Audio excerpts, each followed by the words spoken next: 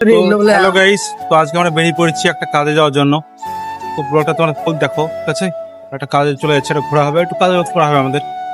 ভাগ্নেকে নিয়ে সকাল সকালে বেরিয়ে পড়েছি। এই যে একটা ভাগ্নে, দেখো, সো লাইক করো, লাইক কমেন্ট শেয়ার সব করে দিও তোমরা, আর ভিডিওটা ফুল দেখো, আশা করি যে ভালো লাগবে।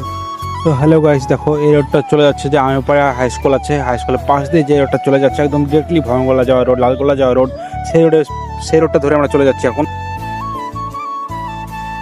দেখো আমার ভাগ্নে সাইকেল চালিয়ে চলে যাচ্ছে, সাইকেল তো নয়, একজন পঙ্খিরাজ নিয়ে উঠছে, একদম হেভি স্পিড সাইকেল চালাচ্ছে একদম। দেখো ও বলছে যে আস্তে চালা সাইকেল, একটু আস্তে চালানো তো পড়ে যাবি, অ্যাক্সিডেন্ট হয়ে যেতে পারে। তো দেখো তোমরা সাইকেলটা এত স্পিডে টানছে, ও একটা সামনে লরি পড়বে, দেখো একটু পরে দেখো ওই লরিটা যে দাঁড়িয়ে আছে, ওই লরিটার পাশ কাটিয়ে কেমন চলে যাচ্ছে দেখো, একদম স্পিড করে সাইকেল নিয়ে চলে গেল একদম। বললাম শুনলাম, দেখো ওই দেখো আমাদেরকে একটু হাই করে দিল ছোট্ট করে।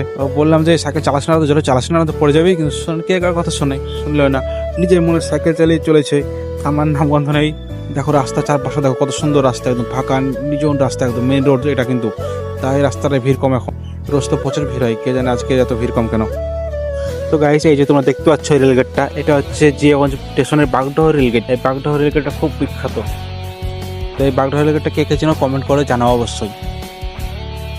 তো চলো বাগডোহ রেলগেটটা ক্রস করে গেলাম আমরা, অলরেডি দেখতে পাচ্ছ যে রেলগেটটা পার হয়ে গেছি আমরা। আর ভাগ্নে আছে, পেছন পেছন আসছে ভাগ্নে, দেখো।